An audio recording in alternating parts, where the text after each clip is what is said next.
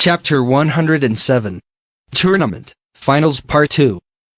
Second match, Sui vs Dagura. Third match, Obita vs Hiro Masayuki. Fourth match, Kabul vs Ranga. The first match was a complete victory for Benimaru. Gozero needed to discipline himself and fix his temper. Anyway, it was decided for him to be secluded alone inside the dungeon.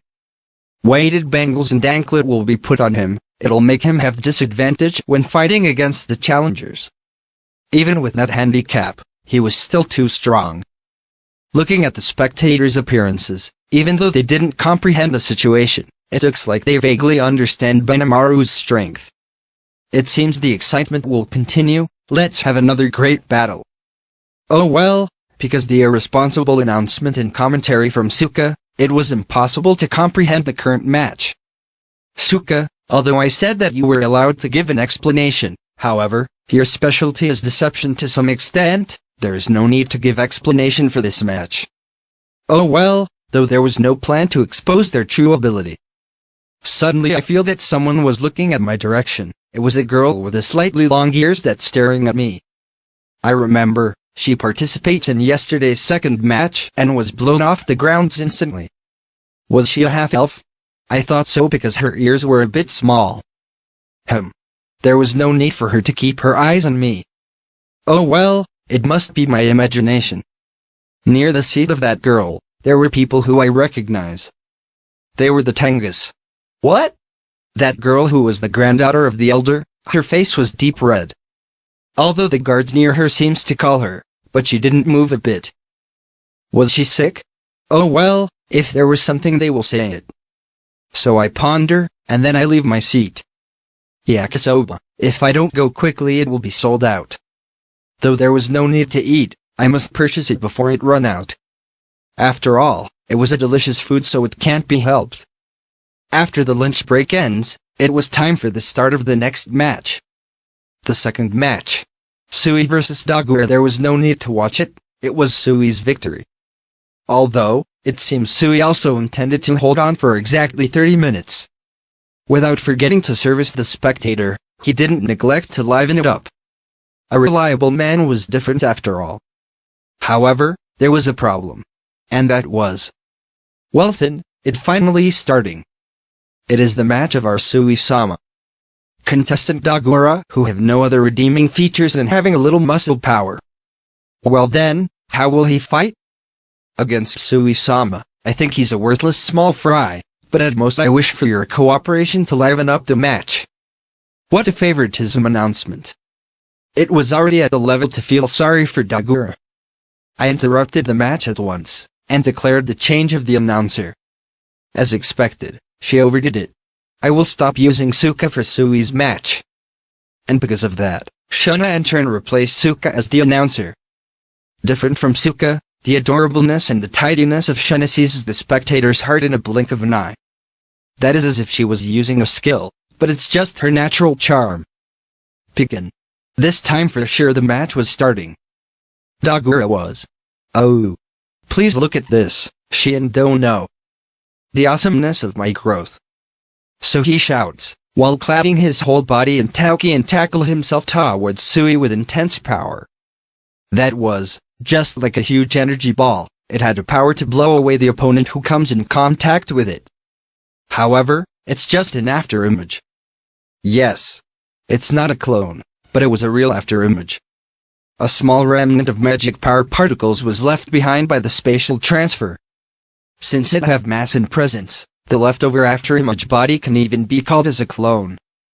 When you use clone technique to the utmost limit, at that moment it will begin to produce false body. It's a super high difficult technique. Even if you acquire the skill, you might not be able to use it.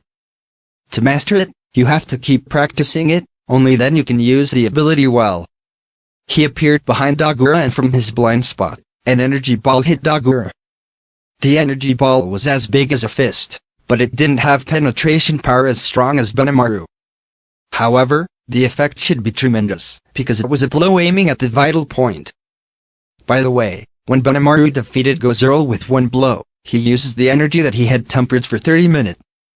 The Yaoki was denser than it usually emitted, it's refined with the addition of penetration attribute. Because it has the disposition to break through magic barrier, to defend against that pure aura was impossible. Against superior enemy that was not mastered the use of multiple barriers, this was one of the effective special technique. Sui's energy ball this time did not have penetration power that strong, it's just a normal condensed energy ball. And yet, Dagura was kneeling on one knee after being hit by that attack precisely on the nape of the neck. You're good. Although I judge you only as a bug who just following Shintono, you are quite strong. Just because you're a bit popular. Don't get carried away, you know. Even your certain kill hit, it won't be able to inflict even a wound on this great me. Dagura, what do you say? If you say like that, what about the telephone punch that you made while kneeling? A wound. Wasn't that obvious that the aim was not that? My surprise was unrelated. Dagura was raising his tauki. The leaked out yauki filled the inside of the barrier. The air near Dagura's surroundings clearly made a strange fluctuation and started to drift away. The density was so high that the normal spectator can see it. Certainly.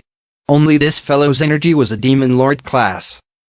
However, he still didn't understand how to use it at all. That was the reason why he was sent and came to this country to study. Also, it will soon hit the 30 minutes mark. It will end with the next attack. Take this. My best attack. Forest Blaster Wrath of Mother Nature. It was a chaotic attack technique. With all of his strength, he didn't think about defense at all. If described in one word, he is an idiot. He concentrates all of the yauki that cladding his body on one point, and then he discharged it towards Sui. It was spread yet it concentrated only at one point. There is no way to escape, a full offensive technique. But, that's only if the opponent can't use transfer. Frahahaha. Though you transfers and run away, I will pursue you anywhere. To pursue an opponent that's teleporting, are you really able to do that? Because it was inside the barrier, he will soon discover him. Anyway, I spot a problem on that technique. The greatest problem was, it didn't leave any yauki for defense. If the attack he received just then was a killing blow, then he will be defeated. It was the basic to value defense more than offense. And then, 30 minutes passed. Sui just uninterestingly transfer from place to place, just when the time became 30 minutes. Death sentence hazy life reaping / weak version but a one-step kill. 2 katana inside 1 blade, a sword that can attack even the soul. Physical and spiritual. A sword with different purposes. This time, a blow with katana that killed the soul. If he uses a skill, he would inflict a fatal damage. If Sui was not going easy on his opponent, he will already be dead by now. It just striking with the back of the sword. So Shunner explains, the spectator was clapping and cheering, but it was a frightening technique. Originally, it can cut till the soul, but Sui stopped it exactly before it cut the soul.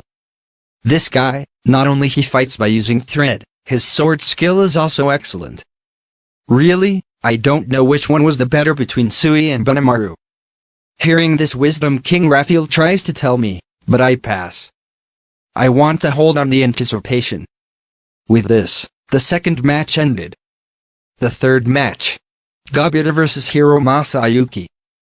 Well then, the highlight of this match was, whether the Hiro Masayuki was the real thing or not. Though the Hiro Masayuki's leg seems to trembles a bit, was this guy trembling with excitement? Really? Was he really the same as Hinata?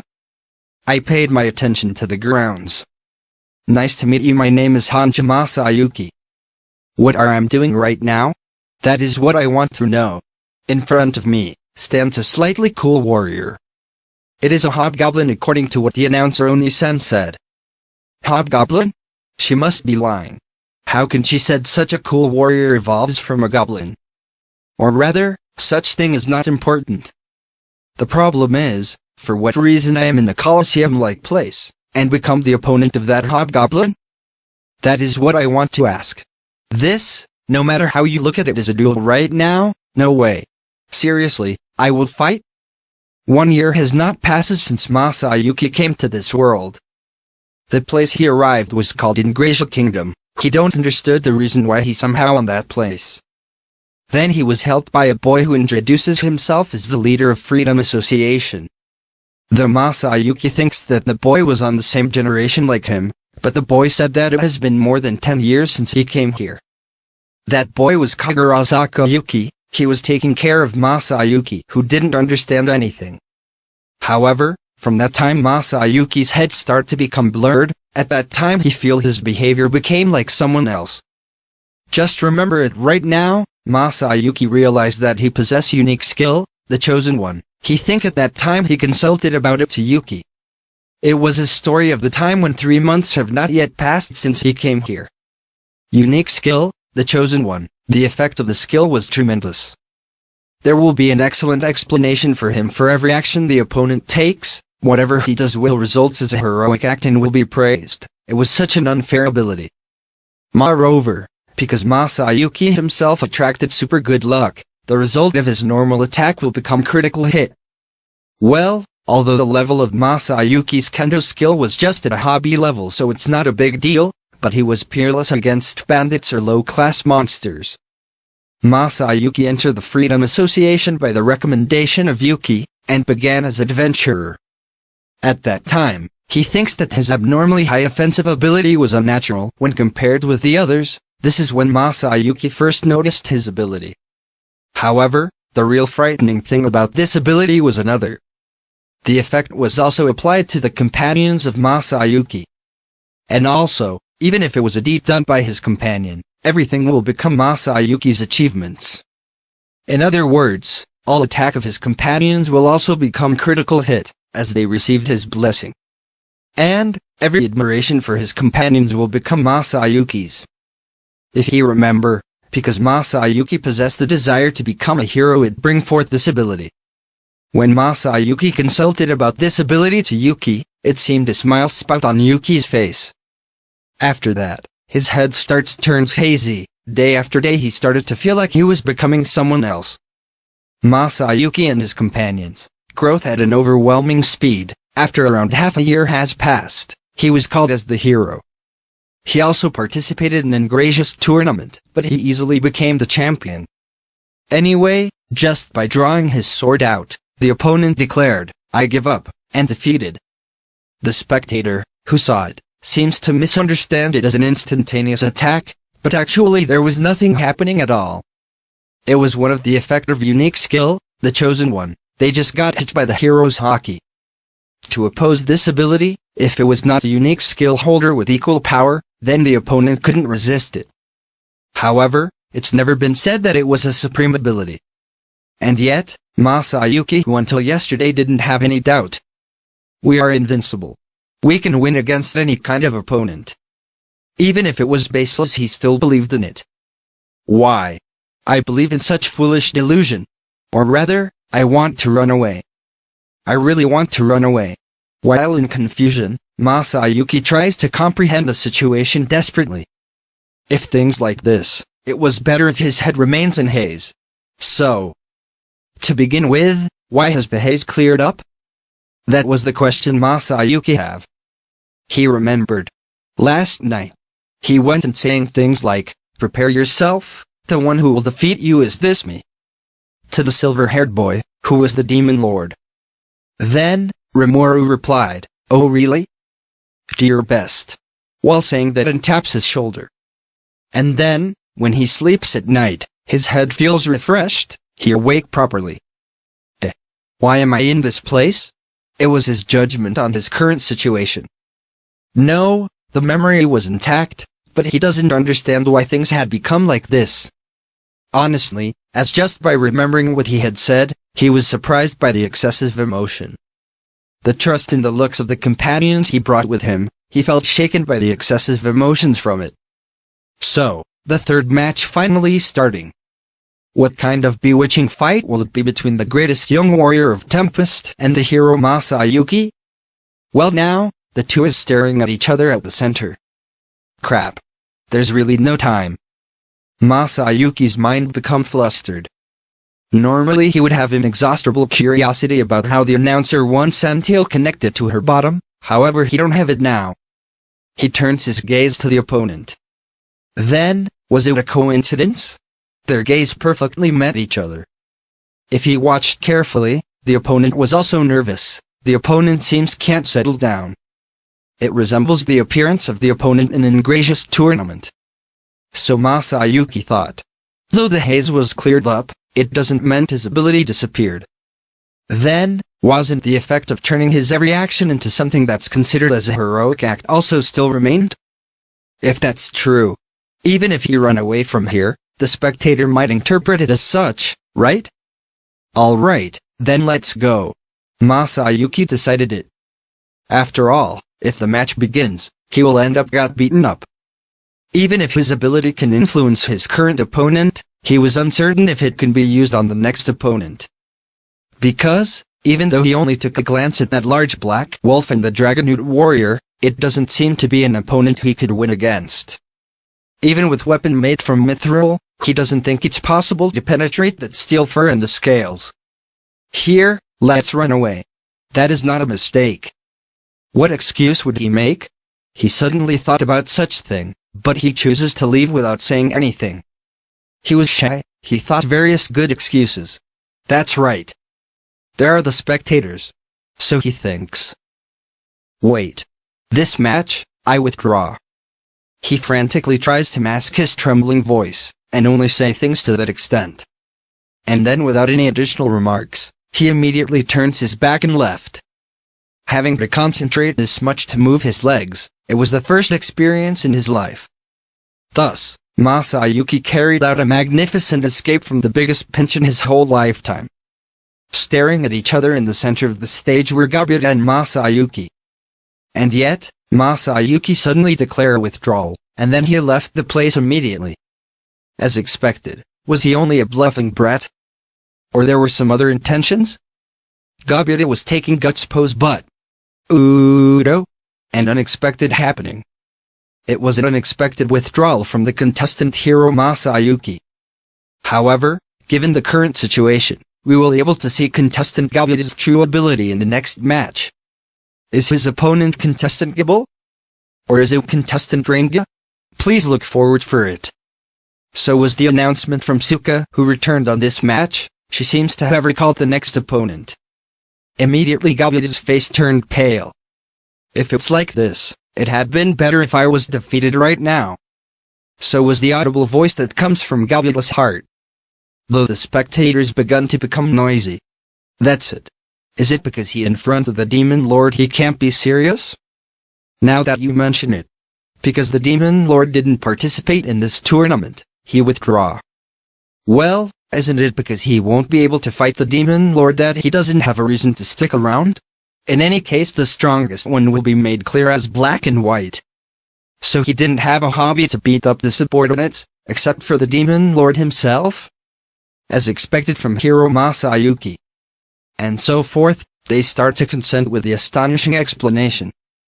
To this cheering, Masayuki answered by raising one hand. Although his action was a bit clumsy. What is this? Is this a religion? I somewhat felt startled by it. Why does just by declining to a match, he received such high valuation? I can't understand what the people were thinking. But, why he stopped the match suddenly? Solution. Last night, because the contact with Master, the brainwashing by Yuki was lifted off.